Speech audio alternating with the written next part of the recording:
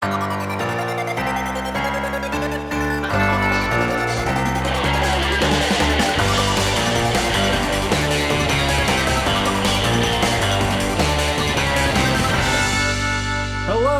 and welcome to another episode of Yulp Presents Joker's Trick. We live in a society. Vice, villainy, greed. Yes. Yes, this is a podcast where we're taking a look at all the cinematic Joker movies, both official and unofficial. Though we are kind of cheating a little bit this week. But first, introductions. I'm Jake, or Joke. I'm Joke. I'm Terry. I mean Troy. Well, I'm Batman either way. I guess it can be inherited. But you get to be a little more Irish this time. Oh, Yes. Terry McGinnis. I love Terry McGinnis. Why does he look so much like Bruce Wayne, though? Oh, tee-tee-tee-too. I sure hope no one's touching my lucky sperm.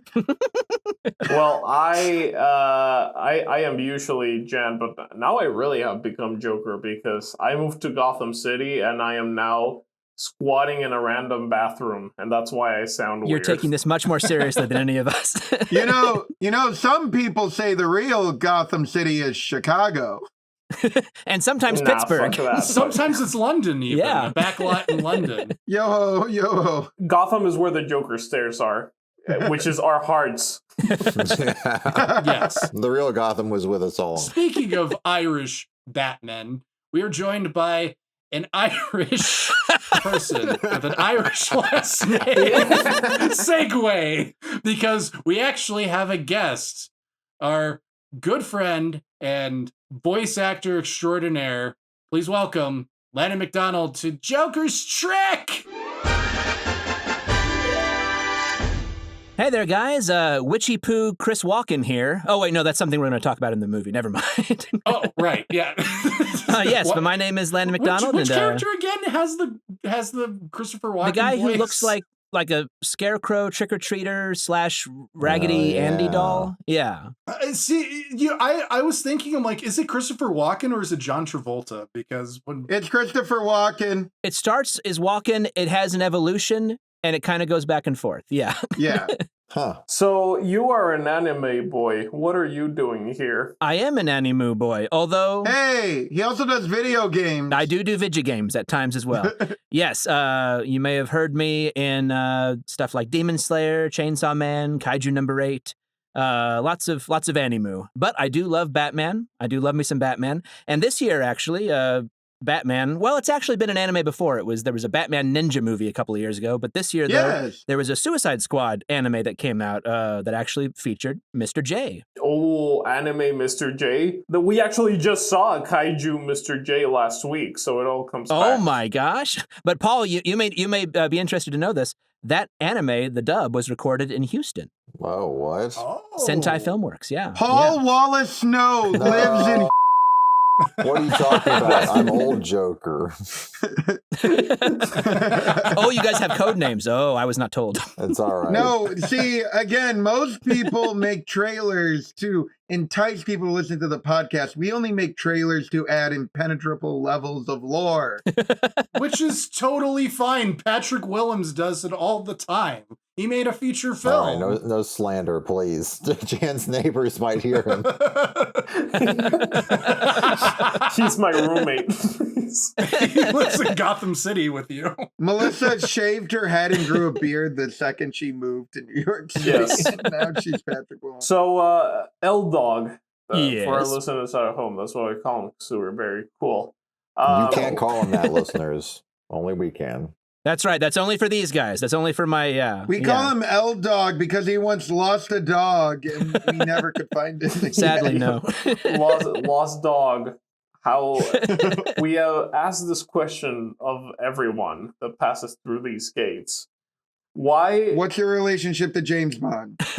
Yeah, so let's start off with James Yeah. Bond. So what's your relationship to James Bond? Question number one. Question number two. Why is the Joker the coolest character of all time to you? To me. Yeah. Okay. Yeah. My relationship with James Bond goes back to when I was very, very young.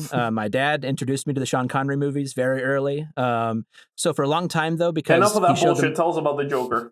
Oh, okay. He showed them to me on VHS, though, and that's why for a long time I thought the Pink Panther and James Bond were intimately related because those old VHS tapes have Pink Panther cartoons before. Anyway, but that's my relationship They're with all Sean part Connery. of the same cinematic universe. Yes, that's right. Pink Panther is kind of the Joker of James Bond. That's true. I don't watch cartoons. Tell me about the Joker. The Joker's super cool. There have been so many versions over the years. That's what's fun about, Batman and his rogues gallery is that, if you don't like one version, there's always something else coming down the chute. I think the ideal Joker should be vain, petty, insecure, unpredictable, and most importantly, genuinely funny. And I think sometimes those things can kind of fall by the wayside and it makes for, imperfect iterations. But I think ideally, though, he should embody all of those characteristics. I think You think he should be Richard Nixon? Yes, exactly. Yes. He should be Okay. ideally a Richard Nixon type. Yes. No, Joker. Would we say Joker is more or less paranoid than Nixon? Ooh, that's a good question. Definitely Yeah. less. Yes, I would say less. Yeah. Yeah. Joker would go with the flow with spying on the Democratic Party. He would have just bombed them. He wouldn't be worried about what they're. Well, yeah, the Joker, as we've said, he's Sigma. Nixon is very, very beta. I would even call him Gamma at this point. That's true. That's true. When you get disowned by the Quakers, yeah. Who do we say was Nixon's Harley Quinn? Would that be Gerald Ford? Kissinger. Oh, for sure. No, Kissinger is too smart to be his Harley Quinn. He's like Kissinger's like a supervillain that the Joker teams up with ever so often, but can't too often because he steals the limelight. Yeah. Kissinger is Hugo Strange. Yeah. Yeah, he pretty much is. So, Landon, you think Joker is cool and awesome and like your God and Savior, right? Yeah, absolutely. I have another question. When did you get first acquainted with the Joker? Like, do you have like a memory of when you first encountered like a Batman Joker thing? Let's see. At our family reunions, we used to have them every year in Maryville, Missouri, a little small town, and we didn't have cable TV. We didn't. I just had the 3 channels growing up because I'm an old man. What are you, like 80? About 80. Yeah. Do you remember the first Bush administration? I do. I oh my gosh, I do. Oh no. I remember Al Gore and John Kerry and all those. Yeah, all the all the members of W's Rogues Gallery. So you didn't have all the channels growing up, and you had a family reunion, but at the hotel, the Wilson Court Motel. It was actually a motel, not a hotel. But where we had our family reunion, they had cable TV there. We would have a room that was just for the kids to hang out in, and we would watch TV, Cartoon Network and stuff like that. There was just a Joker channel? There was a Joker channel. It was called the Cartoon Network back in those days. I know it's gone now. Oh. Sadly, it's been shuttered. But yeah, sadly, there's no trace of it. They've erased it from the Jedi. They've erased. Yeah. Hey, yes. do you know what I call the Joker channel? I call it C-SPAN because of all the clowns in Congress. All those clowns in Congress, right? I thought that was a Simpsons reference, but actually it's the 1931 film Boo came up with the clowns in Congress line. I'm the head writer for Bill Maher. That's impressive that you would own up to that. Wow. Jan face reveal. He's Bill Maher. So your first encounter with the J-Man was the animated series on Batman Cartoon the Network? animated series. Yeah, watching those back in the day were definitely formative experiences for sure. Especially when one of my older cousins blew my mind by telling me that, holy crap, that guy, that's Luke Skywalker. Aww. And he plays the Joker also. So No, that's Jack Nicholson. That was my next exposure to the Joker, was the 89 version. Landon, you do a pretty good Hamill Joker from what I remember. I do at times. In fact, there's a YouTube video that's resurfaced. He's like, I won't do it. Look it up. He's not here to perform. He's not You got to pay me. You got to, yeah. He's like, this is my livelihood, God. He's appearing as himself, not as the Joker. For legal purposes, this needs to be clear. Very true. Very important. Thank you, producer Paul. Look, Landon, Yes. here's the thing, though. If you just do the Mark Hamill Joker, people won't even notice you're not Mark Hamill. Warner Brothers might even release you doing the Mark Hamill Joker, and just put it out there and say it's Mark Hamill. He's not kidding. Yeah, this is Yes. breaking news, actually. This happened. And actually, Landon, we should tell you we are not allowed to laugh above 10 decibels because we'll get copyright struck. But other than that, Oh my we're gosh. good. Okay, that's good to know. So, L-Man, we call you here for arguably a Joker classic.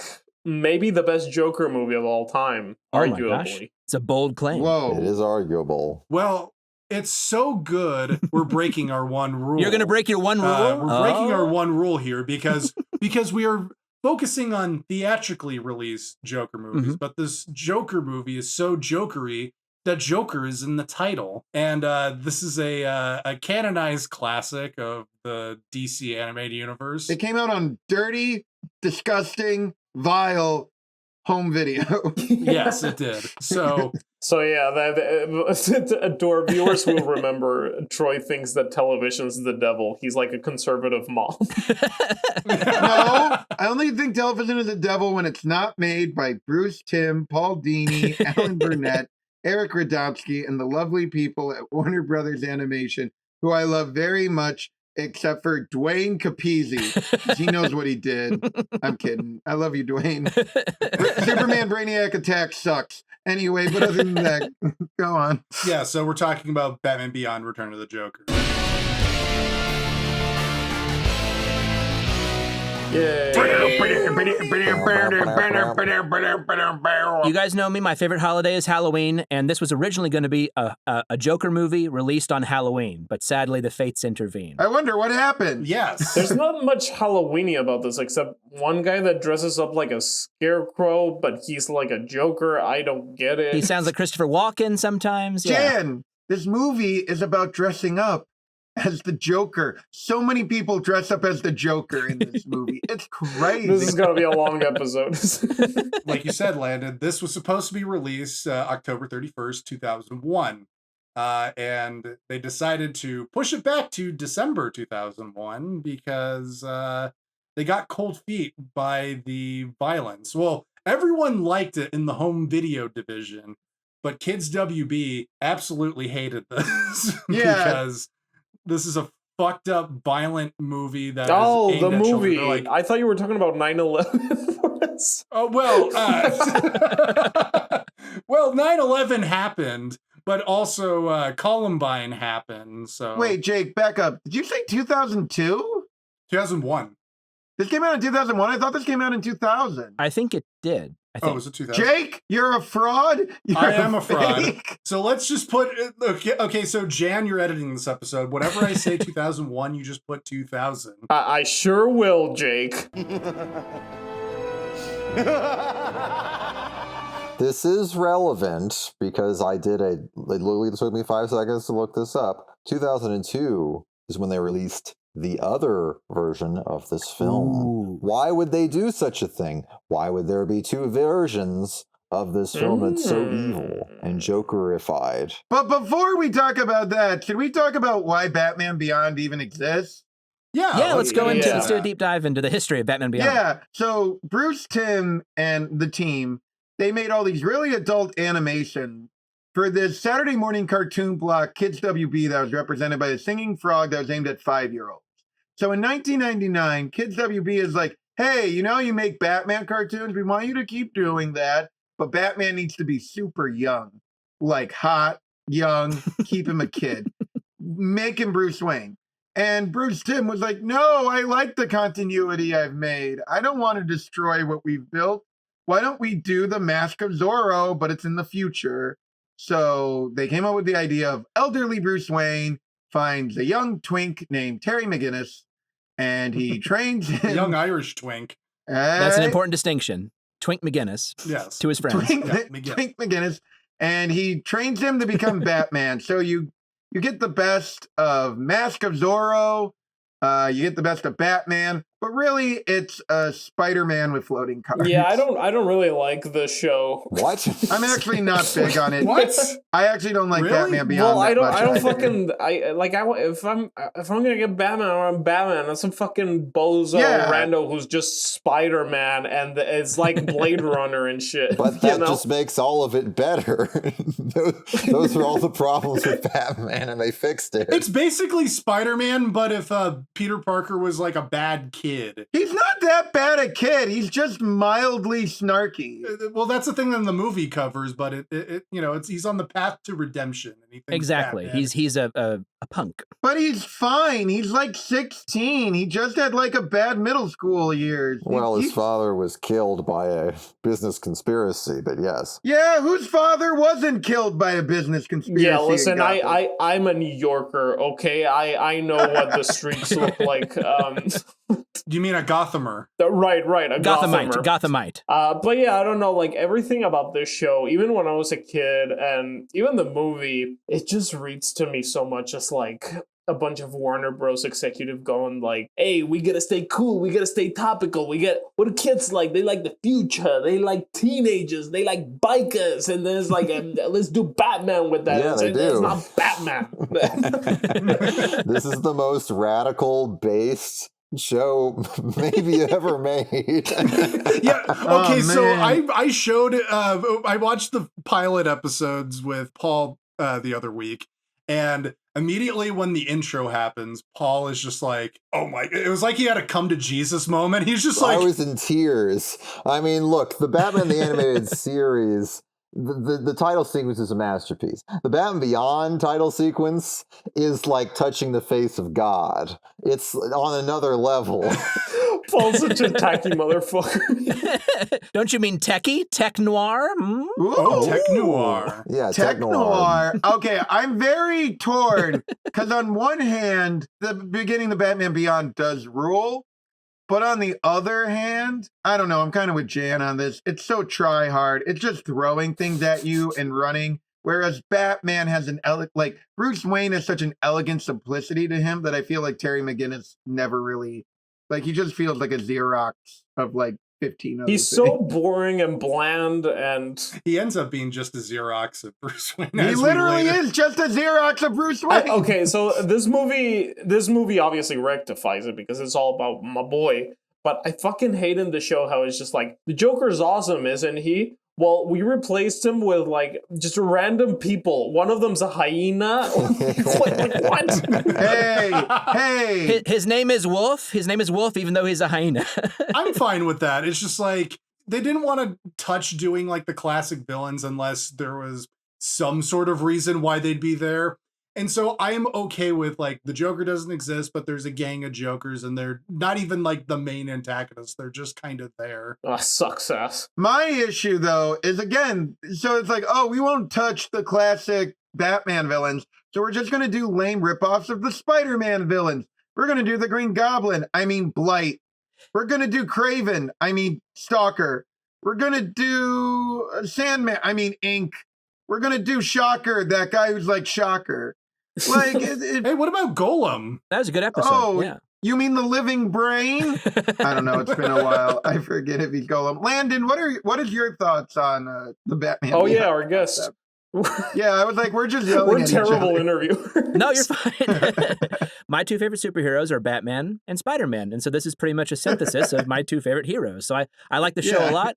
But on the other hand, though, I mean, if I could choose, it's like, okay, a few more years of the animated series, at the peak of its powers, or Batman Beyond, I would go with the animated series. But I like this, though, for what it is. Yeah, Terry is super Spider-Man-ish. He loves puns. He uses humor to throw his enemies off balance. He's also a little bit like Jason Todd in some ways. He has the criminal past. Yeah. He stole Why'd the you suit say from that name? Oh, crap.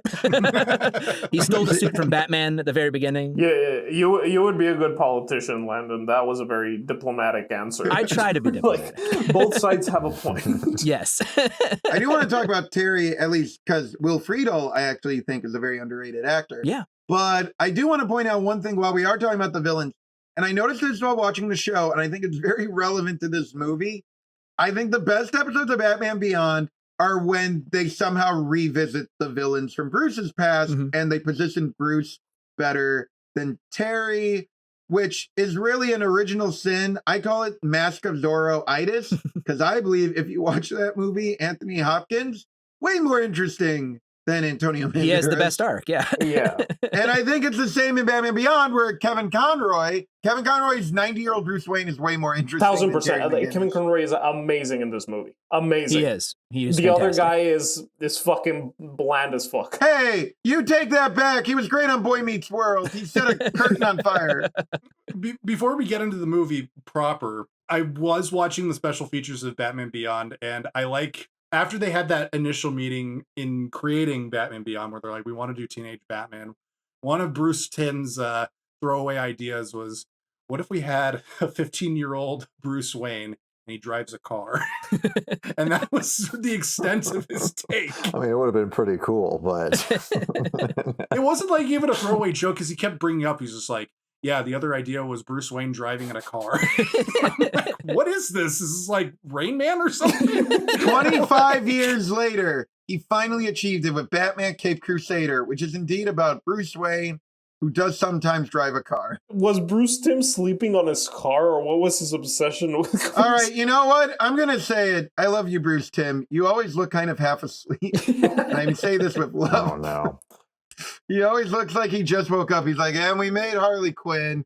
You know, he just kind of put her in a cake. It was just a throw. But look, I gotta say, revisiting this show for the first time in many, many years, it warmed my heart. It warmed my cold Bruce Wayne wrinkled mummy face heart. And It did not, but go on. I mean, it's not as good as the animated series, obviously, but it still hits me where I'm like, why didn't they do anything more with in the world where we're surrounded with legacy sequels? Yes. It is baffling why they haven't dipped into that. This was that, and they managed to fuck it up, but he has an identity that's separate from Bruce Wayne. Eventually they made him a Xerox, but at least that pilot, it's like, oh my god, it's a guy. Listen, what makes Batman cool is he has a cape. This guy has no cape. Okay, no capes. No capes. Bob Kane's one contribution to Batman was you should have a cool glider cape. And this guy just has red wings. Yes, and his entire face is covered, but he has a mouth. I don't understand this guy. I don't get this character at all. I don't understand him. Where's his mouth coming from? This is a relevant thing to bring up, but first, I think we need to face the hard truth. Paul, as a child, did you watch Batman Beyond more, or did you watch the animated series? Well, I turned on Cartoon Network and I watched what was on there, so they played both a lot. Don't evade the answer. The answer will be given to you if you're in the room with Paul as the opening scene is going on. Kids like Batman, if you put it in the future and you make him, it's automatically better in child brain. It what? is. No, no. It's everything you want. No, the kids like the Joker and Two-Face. They don't like the hyena man. Kids like fedoras, Paul. Kids Come on. like fedoras, trench coats, and Tommy guns. I do, yeah. I do, but and then again, I think we were weird kids, but I sure do. Well, again, we gotta mention Landon's childhood hero is Sherlock Holmes. Yeah. Oh yeah, no, I'm hopelessly old-fashioned, so of course I love fedoras and Universal monsters and all that kind of stuff. Not even the new one, the Basil Rathbone. Oh, the Rathbone ones specifically. Hey, we should explain that Landon's favorite version of the Joker is Gwynplaine from Victor Hugo's The Man Who Laughed. Not even the movie. The novel from the 1840s. That's how old school I am, damn it. That's how old he is. That's the only pure Joker. He remembers the days getting it hot off the presses in France. Well, why don't we get into the main Yeah, movies? let's get into the movie. Yeah. So we start right off the bat with Paul with Paul once again being proven wrong. Listeners, you'll remember last episode that Paul said he didn't believe this Joker could start a movement. Yet here we have a bunch of gangs of Jokers running around in the future. That cult of personality almost 40 years after his death, yes. So what do you have to say for yourself, Paul? He's a tricky guy. This is a good point. It does make you wonder what's going on. But I guess if anybody would be inspired by Mr. J, it would be very serious and cool young teenagers in Halloween costumes. There's a 50-year-old man in a clown mask. What are you talking about?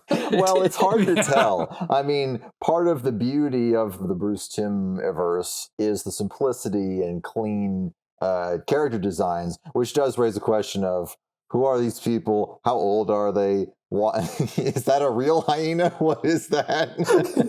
Why does he talk like Stitch? Yeah. His name is Wolf. His name is Wolf for some reason. Yeah. So these Joker motherfuckers are beating the crap out of it, or he's beating the crap out of it. It's a fight, but here's the thing, okay? He's fighting Batman. We haven't said yet, but they are fighting Batman in a robbery. You're like, okay, the show is the raddest shit ever, whatever, fast action, future. But here's the thing, all that stuff could be cool. Maybe it's budgetary reasons or something, but it's not that cool. It's like the world is very underwhelming to me. The action is very bad and cheap feeling. You know what I mean? Wait, okay, hold the fort. It might be underwhelming. I think he watched the censored version where they. Did you watch the compromised cut? Checkmate. Jan, every time that someone gets punched, do you just see a bright flash of light? I only remember the Joker getting drowned.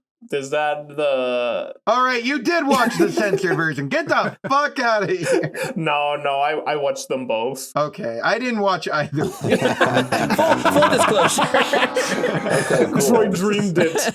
No, actually, fun fact. So I guess I'll say this now. Years before I saw the actual movie in college, as a 12-year-old, I had the novelization, which was based off the uncensored version. So I had to imagine the whole movie in my head. And I'm like, oh my God, the Joker did what? and it looks so much worse in my head. So yes, every time I watch this movie, I'm like, oh, it's all evenly lit. And it's all bright. You watched this movie for the first time like children in the Great Depression, like by imagining the movie, by looking at the funny. I was reading the dime novel, and I'm like, what did he do to Tim Drake? Who are you, Quentin Tarantino, who's obsessing over novelizations? No, I'm a street urchin. Me and Landon are so old that we have to get our movies through words. That you get your sweet kicks from a pulpy dime novel. Yeah, pulpy dime novel. Penny Dreadfuls. Yeah. You better believe it, Buster. And so like the Joker steals some shit.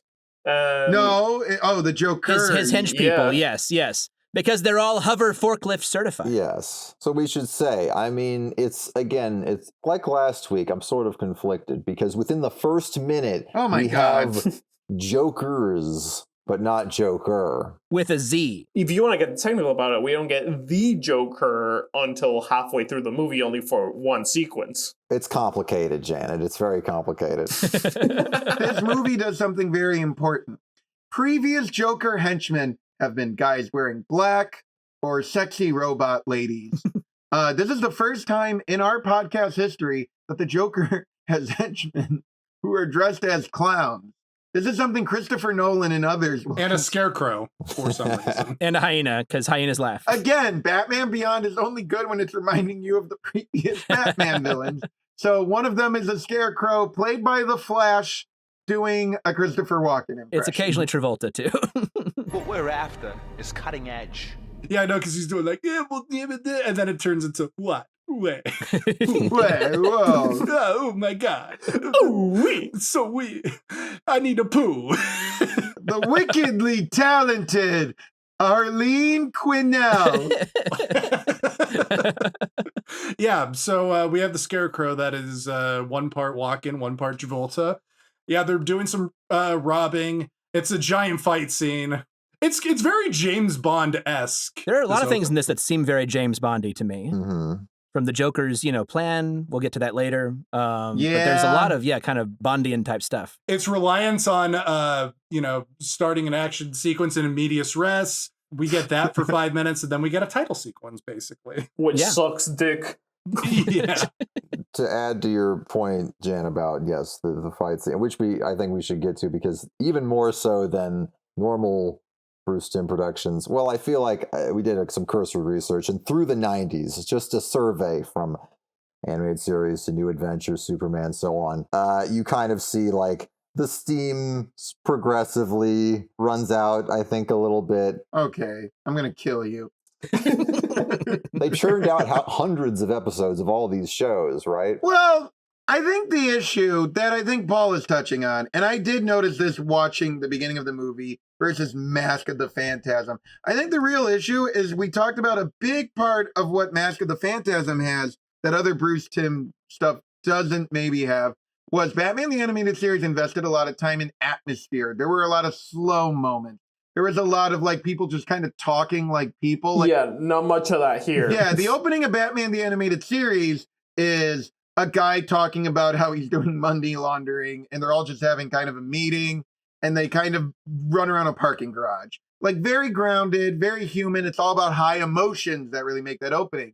With Batman Beyond Return of the Joker, and even stuff like Under the Red Hood, it becomes more superhero-y. Like the emphasis really is more on action. Yes, that's what I was saying. Well, it's more like standard kid show fare. Very well done, but yeah. I don't think the action sucks. It's just No, that, I think the action's it's well a different done. vibe. Yeah. They're just trying to make it more of a standard children's show at the time, an action show. Yeah, and what I'm saying is, as the years go on with these shows, I think you see a greater and greater dependence on action scenes to the point where this movie is like at least 50% action scenes. I'm sorry, did Justice League Unlimited do a whole arc on like government conspiracies to be slandered like this? This is okay. So I don't know if my Sherlock Holmes boy is gonna agree with me with this, but Yes. personally speaking, me as a kid, I know I'm very different now. But growing up, I wasn't very cool. Okay, I know it's shocking, but Whoa! But Jen, you're an idea now. Like I know now I'm Sigma, Beta, and Alpha, and Omega. Right. But back in the day, I was kind of like a shy little nerdy boy. Just a little boy. And there was this trend when we were growing up of studio executives going like, kids like rad shit. They like sports and techno music and clubs and all those shows that were geared towards that, like, I don't know, fucking Rocket Power. Hey, you're forgetting another important thing. Animals wearing sunglasses. Yes, yeah, all that very stupid important. bullshit. Kangaroo Jack, baby. Yeah. Kangaroo Jack Garfield. exemplifies that. Garfield, yeah. And this show, Batman Beyond, like, I never gravitated to like the cool electric guitar. I like shit like the original Batman series, like Courage the Cowardly Dog, like Solo yeah. the 120 Days of Sodom, like Chicken and Cow, like stuff. Yeah, all the Cartoon Network great. Yeah, Yes. for the nerdy kids like us. That's why it still rubs me the wrong way, See, I didn't watch Batman Beyond as a child because I saw the episode where his teacher blew up and she got really big and she got and I'm like, that's scary. Wait, she blow up like explosion or blow up like Honey, I Blew Up the Kid? No, like Squidward blew up, but not when Squidward blew up, and when it all went to his thighs. Oh, okay. Yeah. That was hot. And I saw that at the Disneyland Resort in 2001. And I'm like, this is scary. Also, why do we get Cartoon Network here? It's Disneyland. What is the brand? L-Dog, what do you think of this opening? Well, to me, I mean, what a lot of Batman movies don't do, and what Phantasm does so well, is that it actually has a great arc for Batman himself. Yes. I don't know if compared to stuff like that, this Return of the Joker, I mean, you get some nice characterization for both Bruce and Terry, but I wouldn't say that it's on the level of like a full-blown, beautiful character arc like he gets in Phantasm. But that's, the exception that proves the rule. I mean, it's there, but it's it's minuscule compared to A little bit. something like Yeah. Phantasm. I do think that's the issue with a lot of the animated movies going forward. Like, why I still think Phantasm, well, that's like the pinnacle of the whole genre, really. But like, what I think a lot of them going forward, and this one too, is it all becomes about the twist reveal. Like, that's the core of the movie. And it's not so much, like, as you said, like, okay, all the characters do kind of emotionally change. I don't think Terry changes at all, which he just is like, I understand this old guy a little more. Like, I could have the same arc as Terry McGinnis in this movie if I just sat in a nursing home for like 5 minutes and I asked pointed questions about 1945. When we get to the big flashback, I'm gonna talk more about this. But yes, I agree that the movie is essentially kind of empty. The whole movie kind of exists just for the big flashback. That's what I was gonna say. Is like you watch the flashbacks and you're like, okay, so like they just did this movie to have this, right? Like the entire rest of the movie's pointless. Basically. Well, Yeah. yeah, the thing is, like, this is ultimately, it's harder to define, I guess, the difference between a a quote unquote real movie and a TV movie. But between Mask of the Phantasm and this, And apparently the TMS was the main animator on the show. to that point as well, another shift we see. I mean, I think this is the first, at least DC animated project that went fully digital, so there's no cell animation. And you can tell. Yes. There's going from Mask of the Phantasm to this is like going from Lilo and Stitch to Chicken Little. Well, no, it really is like, again, we talked about this last week. People are like, Batman Cape Crusader isn't dark, it isn't shadowy, it isn't atmospheric. And I'm like, yeah, the second they stop drawing on black paper, it all looks good, but like you lose so much atmosphere. You do, yeah. I think there's still a little bit there. There's a little bit more intention with keeping it stylized, at least at this point. I feel like later on, I don't know if it's because of a budget thing. Like here, I still think it looks comparable to when they were doing it. I think the animation itself is the same level, like the movement is all there, but obviously the shading is different. But you're talking about more of the digital, like ink and paint and stuff. Well, the shading still looks pretty good. It's not like just digital, like, okay, we just start putting like an opacity filter on one half of the character's face, you know? It doesn't look like Mr. Burcham. Like, yeah, exactly. We need to have a Batman animated show that looks like Family Guy. Well, isn't that Cape Crusader basically? No, Cape Crusader looks like Archer. What? The way he moves his head is very Archer-esque. Oh my God, you guys are so mean. I'm sorry, Bruce Timm. I'm not mean. It looks like Archer. That's just... Okay. So the end of this action sequence, we get a classic Terry one-liner. He says, "Oh yeah, that ain't coming out of my allowance." That ain't coming out of my allowance. Oh yeah, he does say that. That deadpan delivery. Yeah. Yeah. Again, how do we feel about Terry quipping? See, it's Spider-Man. Yeah, I like it on paper, but I'm with Jan where I'm like, we have this already. I'm actually okay with it, and also in this movie, it's the thing that saves him in the end, which is like, who is Terry McGinnis's? Well, yeah, I do like how he weaponizes it at the end. That's a good twist. The title sequence is a big disappointment because it's just text on black. Where the hell is the 7, recreation? Yeah, okay, I have an explanation for this. So initially, in the background of the, text on black, it was supposed to be cells, like, mutating and going around in, like, a blood vessel. So it's supposed to be hinting at the Joker cyber thing in Tim Drake's neck. Ah. Whoa, wait, what? What did he do to Tim Drake? No spoilers. Well, we'll get to that. That's later on. No spoilers. We're not spoiling here. Wait, No. What did Amanda Waller do to Terry McGinnis's dad's sperm?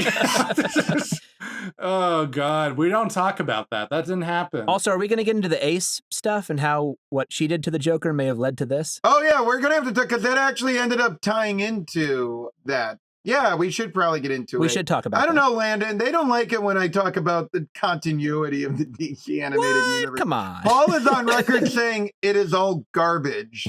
And I'm like, Paul, you put Enter the Void on your top 50 in college. Get out of here. That's a good movie. I haven't seen it. This is also a story of the podcast. That's what the opening scene to this needed, was a birth canal. First person POV. Well, yeah, I do subscribe that the continuity is bullshit because I think the Joker died in Mask of the Phantasm. No, shut up. If he dies in Mask of the Phantasm, we're not going there again. how does So, yeah, Terry McGinnis comes back to the Batcave as Bruce Wayne is testing out his batarangs, and depending on which version you watch, Two-Face's mannequin may or may not have been decapitated. Yes. So why does he have those? I was going to say, is he like the man with the golden gun? Why does he have the rogues like wax museum in the Why did he Batcave? make, like, he just spent his years of retirement lovingly putting scales in the Killer Crocs? Like, Well, yeah, and then he like decapitates one of them. And he's like, still God, and you're like, still God what? It's a mannequin. did he take a Cialis and like throw a battering? well, that's what his medication is. It's not actually his heart medication. It's Cialis and Viagra. It is Cialis and Viagra together. It's a potent cocktail. Yeah. Yes. He has a raging heart on as he's doing it. But it also brings into question, like, whenever Batman throws a batarang, the damage of the batarang varies from what he's throwing it at. It's like sometimes it's enough to knock out a villain and that's it. and sometimes it could decapitate a mannequin or a robot. Or a human. It's like Cyclops' laser beams in X-Men. Sometimes it can cut through things, sometimes it's just a little push. And the real question is, why was the Two-Face mannequin naked? No, that was Killer Croc. He's always naked. Oh, right. All right. So, do Terry and Bruce say anything interesting, or do we go straight to Terry being in the club on a school night? I think it is mentioned that Bruce is pulling a Biden. He won't retire. he is a boomer after all. Oh yeah, he's taking charge of Wayne Enterprises. And Jordan Price, Yeah. there's a new Joker guy played by Mark Hamill who's mad that Bruce Yes. Wayne is taking over Wayne Enterprises. Not to be confused with the other business guy that Mark Hamill played in Batman the Animated Series in Heart of Ice. And not to be confused with the great Jonathan Pryce, the actor. So we get this scene where Terry McGinnis goes like, I was a bad kid and I was in juvie. I need the Batman to be a better person. And this will come back later because there's an arc with this. What also happens is like, oh, you don't really talk about the Joker that much.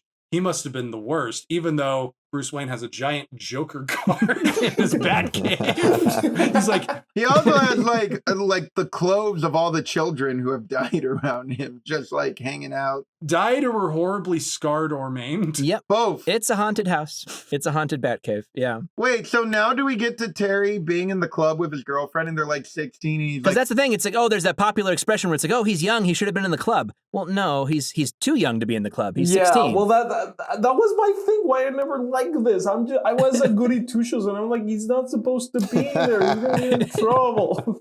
Well, have you ever been to a teenage club? When I was a teenager, I went to you pervert. I've never been to a teenage club.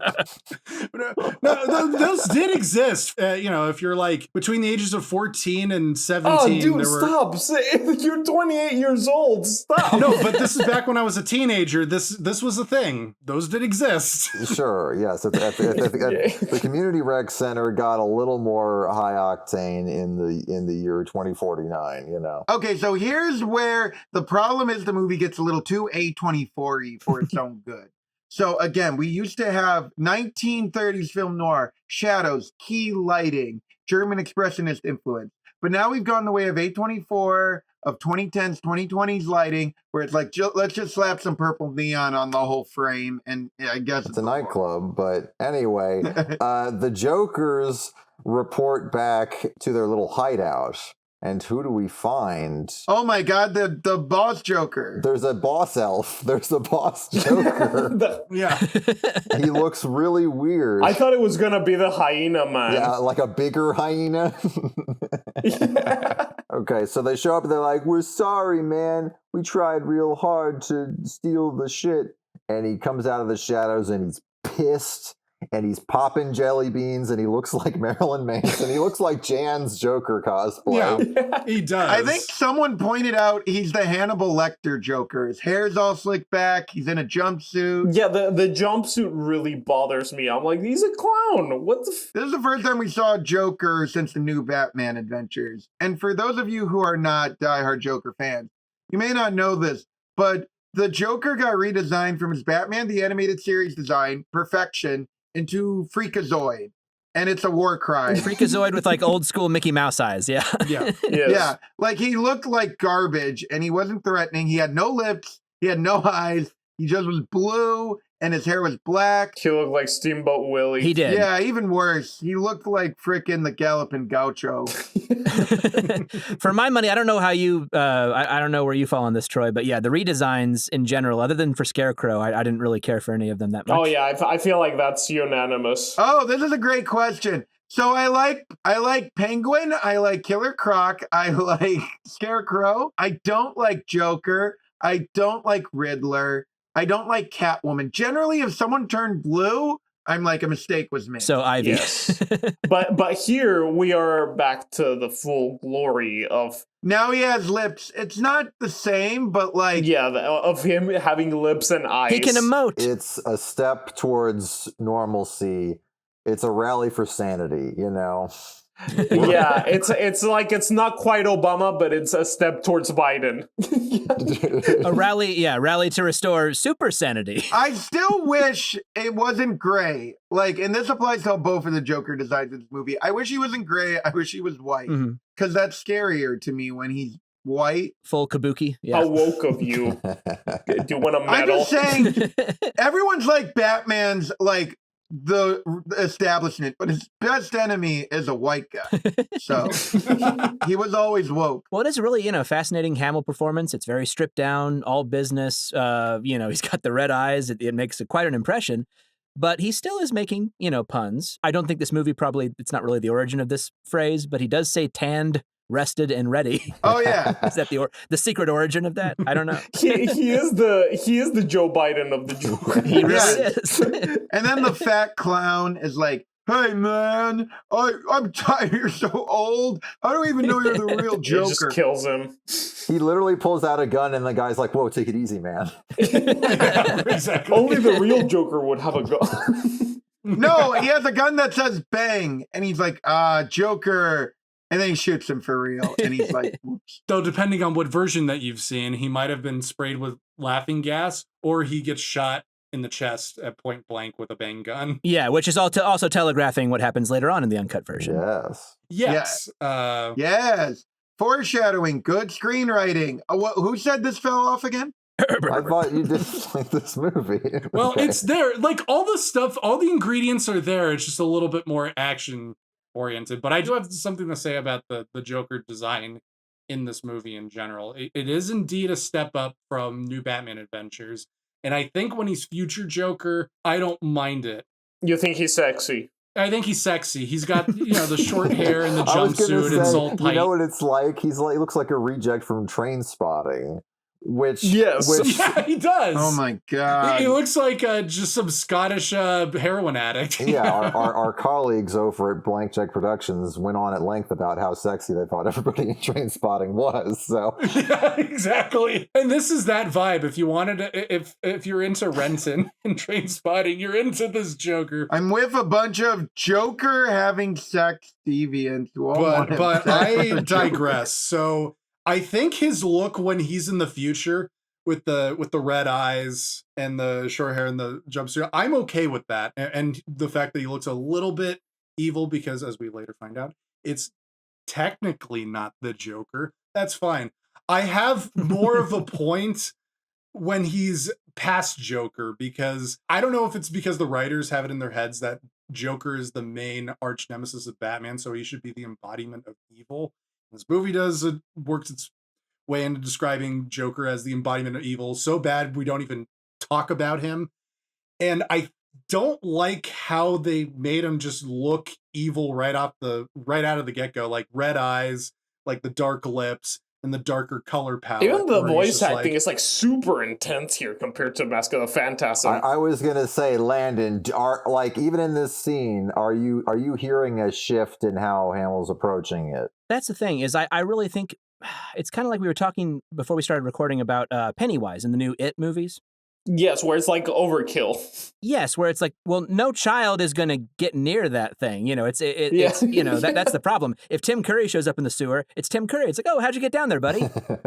Well, that's just you, Landon. That's true. That's true. Only I would actually fall for that. Me and Georgie. But when it comes to Hamill's performance this time around, though, I feel like he's so intense from the get-go. I would have kind of built to that more, because one of the things I love about Joker as a character is that you never really know which version you're getting. Are you getting the harmless trickster, or are you getting the, psychotic, mass murderer? You don't know. Or the sexy one that Jake likes. Or alternately, the sexy one, yes.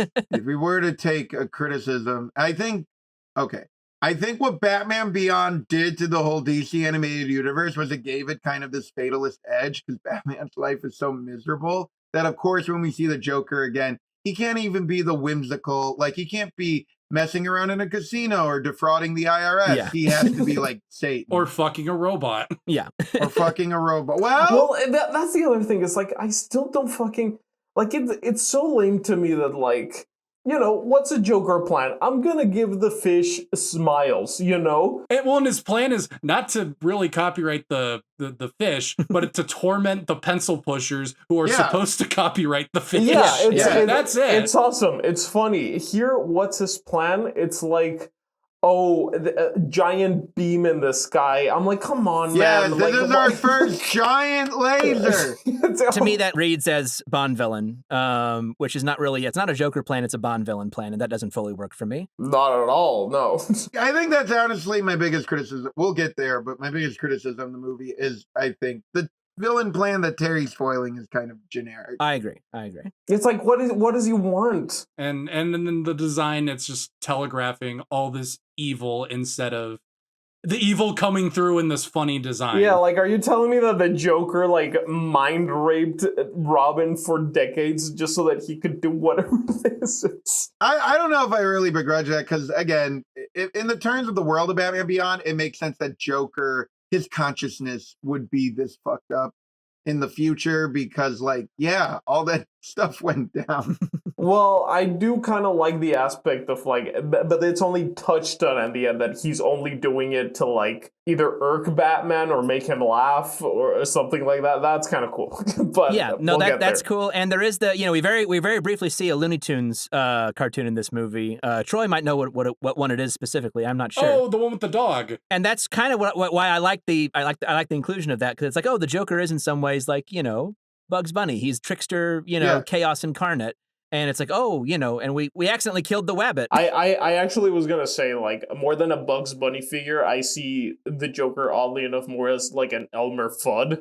Whereas, What? What did you just say? For example, when in What's Up, Doc? What's Opera, Doc? Yeah. Yeah.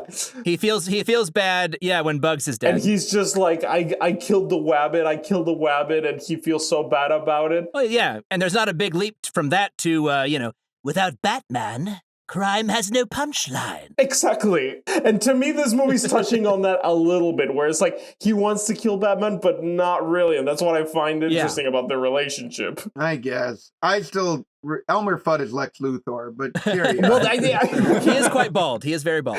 Yeah. So Bruce wants to take over his company again, and they have this big ceremony. Can we bring this up now? I think the relationship between Bruce Wayne and Terry McGinnis must look so strange in Batman Beyond to people who don't know their Batman. Yeah, Price at one point makes fun of it, and he's like, "Oh yeah, we talked to your houseboy." Yeah, it's my houseboy. It's weird. Oh, here's my assistant. He hasn't graduated high school and he's always at the club doing drugs. He's falling asleep while dancing because I keep him out late. He might be my Molly dealer. I'm not sure. Well, as we explained, he's Twink McGinnis. So. That's true. He is. But yeah, so it's like, I'm gonna give a speech, and then the fucking Joker shows up, and Bruce is like, what the hell? And he says Joker's back in town, and he sort of gives away who Bruce is. Yeah. No, what does he say to him? He does it. He says it silently, like, I know something, Bruce. Yeah. Blah blah blah. Something about Batman. After all, nobody better than you. I don't think that would play to Gothamites, because I think they think the Terry McGinnis Batman is the same Batman as the Bruce Wayne Batman, because he technically is wearing the same costume that Bruce Wayne wore right before he retired. Okay. Yes. So I think the implication is, and they say it in the newscast, they're like, both Batman and the Joker just don't age, I guess. Oh, well, that's not weird. He looks great.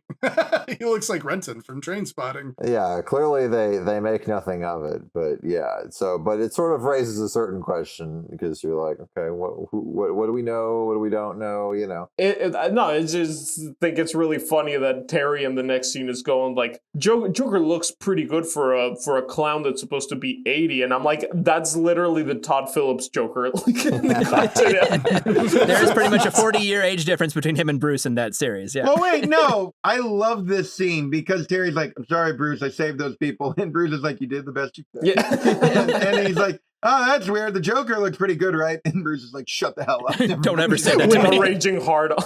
Yes. This is also interesting, though, because this is one of the rare stories where Joker both knows and cares that Bruce is Batman. Yes, and it's weird. He still doesn't really do anything with it. No, but he has the knowledge. He has the And knowledge is power. Well, here's the thing. The main conflict between Bruce Wayne and Terry McGinnis is the Joker is so evil and so fucked up, and he did something so fucked up, I don't want you to be Batman anymore. And everyone's like, yeah, you can't fucking know. And then Barbara's like, okay, I'll tell you. No, Barbara doesn't even say anything at first. She's like, no, it's so awful. Bruce Wayne, there's a reason why he doesn't want We you to don't know, talk and about that the Joker, and Terry's like... Terry McGinnis actually throws away the Bat costume in frustration because he has a Chris O'Donnell Robin moment where he's like, you're never going to trust me. But meanwhile, there's a man in an unhappy marriage to a woman sitting in his living room, watching TV and being like, I know hey, this dude, man. you're getting too personal here. I'm just doing my own thing. You don't need to. Yeah, watch out. I was going to say, I think it's in the scene where he's talking to Barbara Gordon. Terry calls the Joker a fruitcake. I don't know if I like that tone, that disrespect, as a Joker fan. Well, Okay. there's a bit of casual homophobia in Yes. Adventures of Batman and Batman Beyond, I guess. As a gay man myself, I will say it was the early 2000s. Is this anti-gay or anti-Joker? It is both all at once. It really covers all of its bases, homophobia-wise and Jokerphobia. Yes. But then we get this great scene where Bruce, he has to figure out, is this really the Joker? Oh, yeah. So he has to play voice samples. Is this Mark Hamill, or is this a temp track that Warner Brothers has released? Well, so what he does, he gets a marker and he draws on his screen. He draws on his screen. Face. Is this Mark Hamill, or is this somebody from An American Carol? The audio he uses in this scene is from the new Batman Adventures episode, Holiday Night. Now, I forget. We see a picture of Joker in this movie wearing a little train outfit. Is he wearing a little train outfit in that episode, or is he wearing a little purple tuxedo? I don't care. All right. remember. I'm sorry you guys are all fake fans. I thought this was a safe space. But I will say, though, it is interesting with the flashback sequence. I think it's actually a really nice touch that Barbara is the one who gets to narrate the flashback because, of course, not in this timeline, not in this continuity, but she is famously the most well-known victim of the Joker. A fake victim. I saw her walking real good, man. I don't know about you. I'm getting Big Lebowski flashbacks. Well, it's interesting. So in the Batman Beyond show, they established she did get shot at some point in this continuity. Yes, yeah. But Bruce mended her wound, if you know what I'm saying. In The Dark Knight Rises, he can fix his own back, and in this version, yeah, he can fix her back by. Oh, no. See, this guy in a cave hung me up, and I can just karate chop your back. And then Terry McGinnis is like, were you closer? Closer? And he's moving his fingers closer, and Barbara Gordon's just nodding the whole time. He's like, wait, I learned this trick in a cave, and he's like, no. He makes a quadriplegic. Dana, no! Oh, no. So then we get this classic Joker's trick. He attacks Bruce and Terry simultaneously. Oh yeah, this is so creepy when he like walks into the Batcave and he's like holding this old man down, and you're like, what's he gonna do to him? It's genuinely off-putting to see fucking Batman get Joker gassed, like... Oh, yeah, and that's a testament to Conroy's performance with the laughter. Oh, my gosh. Honestly, It was kind of like watching the debate between Donald Trump and Joe Biden. You're like, he's back and he's still crazy, but he's so old. What's he gonna do? He's helpless. Help me! We're in so much And then they trouble. just debate who's the better golfer for 2 hours. Quick, get the younger person to fix everything. The 60-year-old woman. Is Terry McGinnis unburdened by the weight of what it has been? And what Oh yeah, will he's be? totally coconut pills. But he's not the only one. We'll get to that. But eventually, yeah, someone else is unburdened, literally, by what has been. Hey. And what will be, yeah. That's true. So Terry McGinnis and Dana are attacked in the club. They got to fight and cause a flood. Terry gets back to the Batcave. Ace, oh no, the thing is that before Joker even enters the Batcave with Bruce Wayne, Ace runs upstairs barking, and then you just hear him whining oh my god, no, they fucked up Ace. Like, is Ace gonna be dead? Luckily, when Terry gets back, Ace is just wounded and there's a broken window. but he goes downstairs to the Batcave and finds Bruce Wayne laughing his ass off with his creepy ass old face. He's laughing his ass off, and we discover that it's because he just saw Skibbity Biden for the first time. So funny. He loves Colbert on CBS. Best era. Oh my gosh. Anti-Colbert serum. Get it. Yeah. Under the table. Turn the channel. Get him the Fallon. Put on Fallon.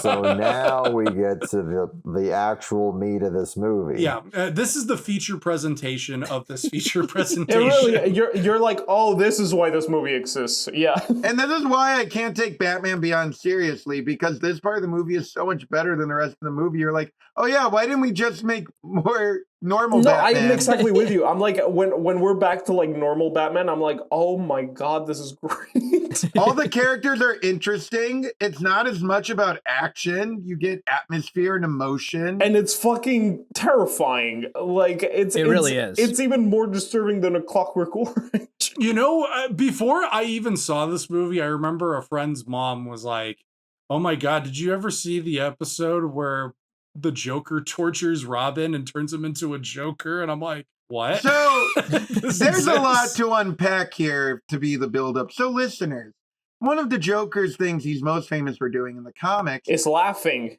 No, shut the hell up. is blowing up Jason Todd and becoming the ambassador to Iran. This was a very famous storyline where he killed the second Robin and became the ambassador to Iran. But Bruce Timm and company, they were like, we can't use Jason Todd because we'd have to kill him. So they took the current Robin's name, Tim Drake, and they created this new character who was basically Jason Todd. And they made him Tim Drake. And he was the Robin in the new Batman adventure. So when they make this movie, they're like, why don't we do a death in the family, but we can't kill Robin? So you know what's more kid-friendly? Mind raping him. Yeah. That's the thing. This is so much worse. All right, let's go around the room. I know the answer to this. How old do we think Tim Drake is supposed to be in this flashback? I don't know, 80? 12? I would say 12, yeah. So see, in a world where just the new Batman adventures existed, sure, that works. But they made these two shows called Justice League and Justice League Unlimited where he's like still around. After, but okay. Yeah, retroactive continuity. Is he like the orphan? He's 30 years old, but he's... No, I think based on my timeline, my argument is that Tim Drake is like 9 or 10 in 1997, and this happens in 2006.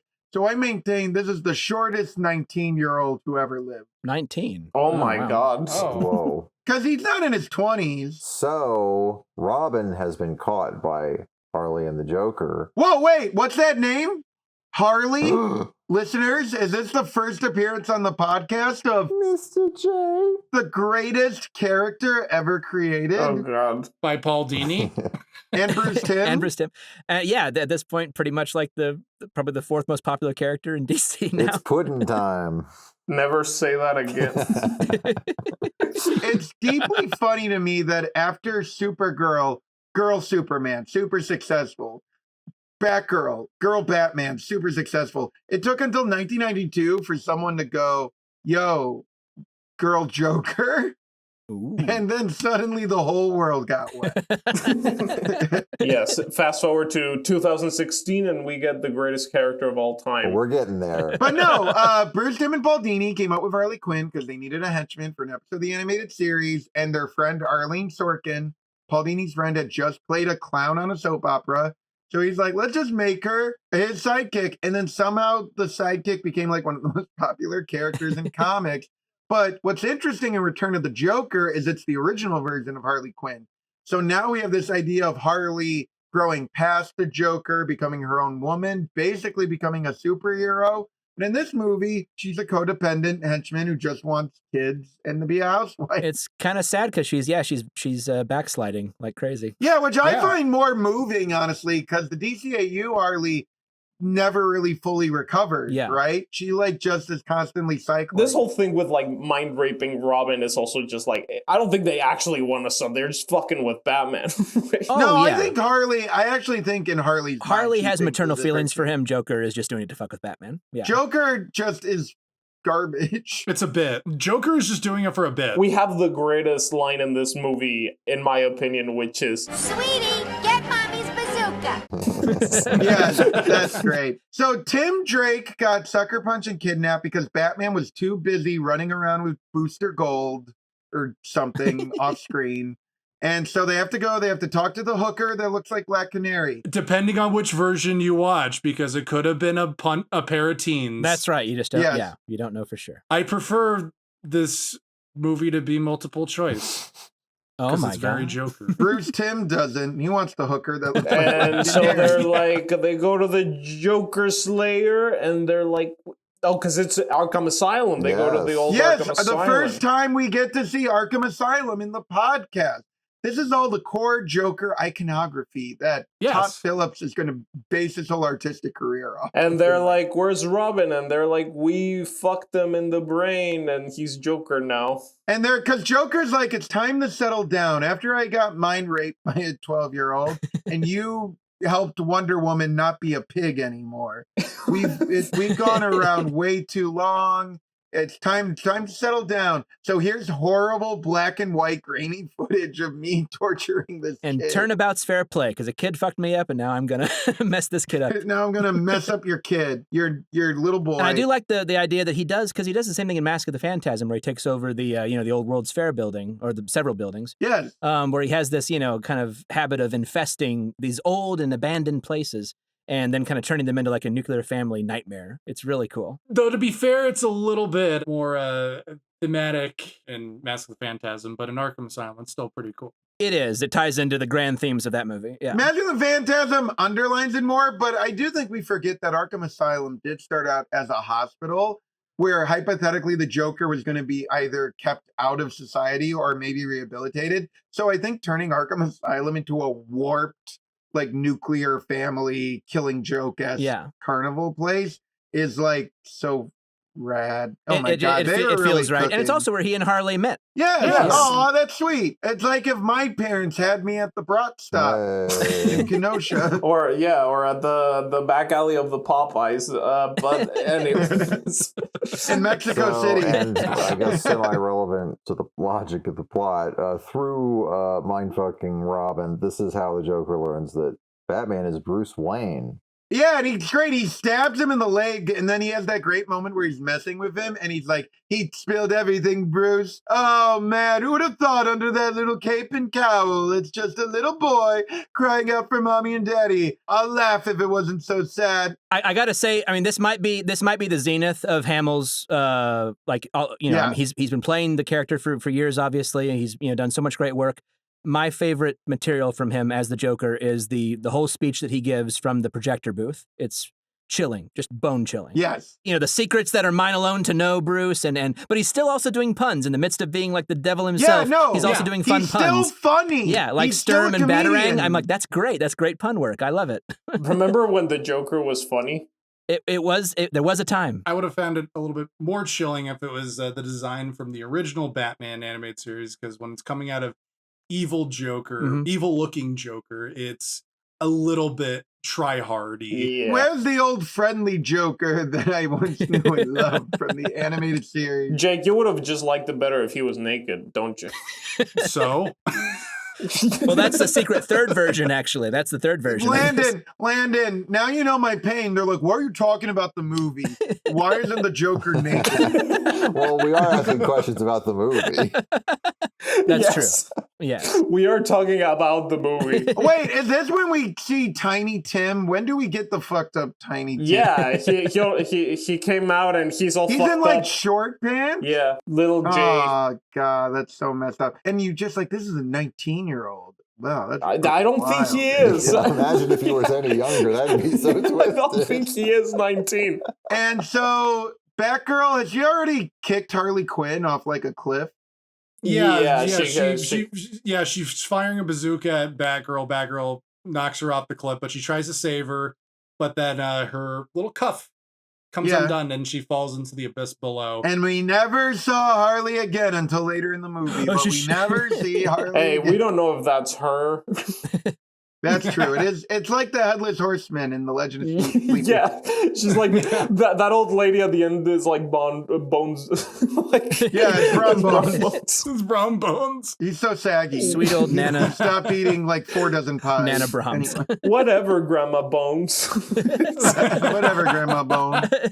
Anyways, so yeah, Batman beats the shit out of the Joker, and depending on which version you watch, it's bloodier and more stabby. Yeah. Depending on which version you watch, because Batman gets stabbed in the leg and the Joker is bleeding in the uncensored version, but he doesn't get stabbed, he gets sliced, but you don't see any blood, and there's no blood whatsoever. We saved the children. So we get to Tim Drake having to make the choice. Yeah, because Batman's down.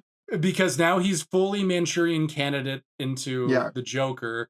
Is he going to kill Batman or is he going to kill the Joker? And I have to say that the voice actor doing Robin at this point, his laugh and his cries, it actually like tears my heart in two. Like it is so sad and disturbing and creepy. Did they keep the same guy from the 90s? I actually looked this up. The person doing the laughing and the crying is a woman. Oh, that's kind of spookier, actually. Yeah. Okay, Landon doesn't like women that much, folks. No, it's more like in Pet Cemetery, you know, how Zelda's played by... Just knowing that, I don't know, it kind of adds a dimension to it, but that's kind of, that's creepier. Well, yeah, because it's so high-pitched Yeah. that I don't think Matthew Valencia... Well, especially at that point, because he would have been older by that point, too. Probably couldn't have gotten that According to Wikipedia, Matthew Valencia is young Tim Drake, and Andrea Romano is JJ. Oh my God, that's Andrea Romano? That's Andrea Romano? Holy crap. Wow. God, her cackling Holy hell. is so disturbing and sad. Like, I want, like, when little JJ like gets on his knees and starts crying, I want to start crying. Like, at that Andrea Romano, like the greatest voice director in the biz. She no is. offense to all of Landon's No, friends who she are is, and I think probably most of the people I work for would agree, frankly. Yeah, the minute she retired, like, shut down all animation. And they did. I proudly DuckTales woohooed her once at the Egyptian. She signed my football once. I gave her my business card when I was first starting out as an actor, and she's like, "Are you in SAG?" I'm like, "Oh shit, no." and then I came up behind Landon, and I'm like, "I think you're the greatest director ever." And she's like, "Thank you. Do you have something to sign?" And I'm like, "Here's my Egyptian calendar for the month," and I still have that. She was a very cool lady. She really came across well. Met her, like, when I gave her my football, I was just like, I love your work, but I don't really have anything to sign.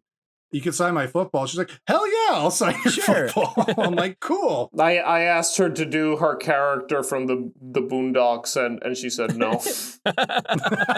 All right, Jan, how do you have first Pierce Brosnan, then Andrea Romano? Why are you the worst thing to ever happen to the coolest people to ever win? He's an agent of chaos. I'm the Joker. Yeah, so Tim Drake, he has Batman and the Joker in their sights, and he has to choose who to shoot, like the end of Air Bud. And he has to choose like which one he's gonna go with, who's his real dad. And he finally fires right into the Joker, and it comes out as a bang, and the Joker goes flying, and the Joker looks up, blood streaming out his mouth, and he goes, "That's not funny. That's not funny." One of my favorite final lines in fiction, frankly. It's so good. It's so perfect. Yeah.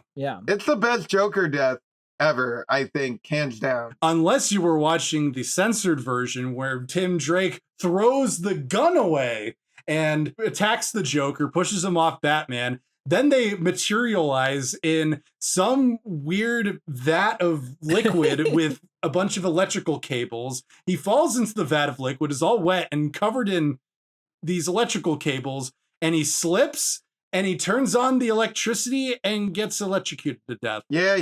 And then Robin materializes back into the room with Batman, and he gets on his knees and starts crying. In my opinion, that death is a little too slapsticky, even for the Joker. Yes, that was a last-minute fix. The gun death is the perfect death. Having Joker's undoing be like taking Batman's kid and trying to turn against him only for Batman's kid to shoot him in the face. With not just anything, but a bang gun to the chest. Oh, And yeah, there's something really great that the Joker doesn't die laughing, that he dies while like, wait, I don't like this. Yeah. Well, see, that's what I don't like Super about, effective. like, in The Dark Knight Returns.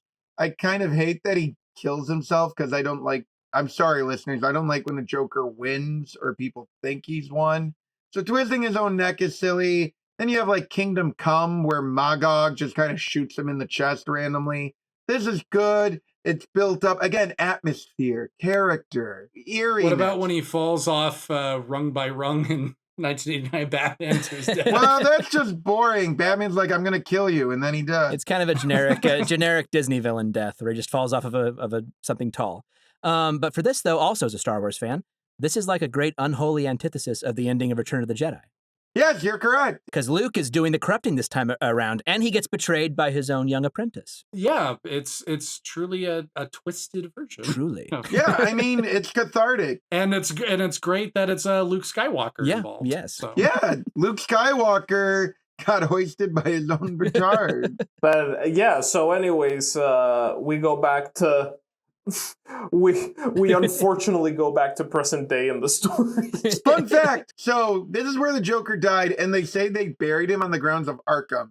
But there's an episode of Batman Beyond where they're just kind of looking around a carnival, and they just shine a flashlight down like a hole, and it's the Joker's corpse just kind of in the hole. Whoa. And it's like, oh, they just kind of threw him in a hole. There's a deleted scene, I think, with the electrocution death in mind, where Bruce Wayne goes to visit Arkham Asylum, and he looks up in the ceiling. Oh, yeah. And Terry McGinnis is like, what the hell is he looking at? Because Terry McGinnis is spying on him. And he looks up at the ceiling, and the Joker's corpse is dangling from the ceiling. Oh, my God. Still there.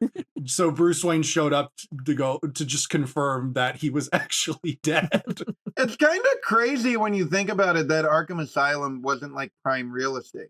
Like, they could have done so much with that land. I bet it's a timeshare now. Well, timeshare is referenced in this movie in the That's form right. of Tim Drake's body being mined by the Joker. That's true. So we should get to when he meets Tim Drake, because he needs to Yeah. Yes, and Tim interview Drake him. literally looks like a B-tier cast member from The Sopranos. He's like a construction worker guy. Yeah. Isn't he like Dean Stockwell? Yeah. Yeah, which I think is a nice touch to have Wait, Landon. Now, listeners may not know this. Yes. Landon has spoken in the past that the Tim Drake Robin is this the superhero you would most want to play or your favorite? He is my favorite. Yeah, he's definitely my favorite Robin and one of my very favorite superheroes for sure. So what do you think of this fate for Tim Drake? Like when we first see him, do you think this matches the Tim Drake you know and love? That's the only thing, because I love the story and I think it works in a lot of ways. And it's, in my opinion, I mean, like you were saying earlier, they were trying to kind of do the Jason Todd thing without actually killing him. But for my money, this is so much worse, so much more, horrifying. Yeah. Yeah, well, I just think it's hilarious that he's like, I gotta go talk to Robin, and Robin's like, can't you see I'm trying to put the beam in the thing, mother? Like that's the sad. No, I think Landon's right. Like, okay, say you're gonna get blown up and you come back as a cool mercenary with an awesome biker hat. Yeah. That's rad. That's awesome. Saying your life could get ruined at like as a teenager or your early 20s and you end up having to find like a job making ends meet at a construction worker. He's putting up scaffolding in neo Yeah, like that's real. That could happen to you. That could like actually happen. Terrifyingly plausible. Yeah. Yeah, that is the most terrifying aspect of his fate, is that he ended up as a scaffolder. And he's basically ghosted by his father figure. Yeah, that also, never sat right with me as a kid. It's such an asshole move from Bruce to be like, oh, my son got kidnapped. I can't. It's too much for me. I can't. Like, it's crazy. Like, just think if that redheaded woman's dad hadn't stolen some money from the mob because he had to move to Europe. Like, they all could have been like one happy friend group or something. That's the I thing, don't yeah. know. Because as a kid, that never really sat right with me. Not only because Tim Drake is my favorite Robin, but in general, yeah.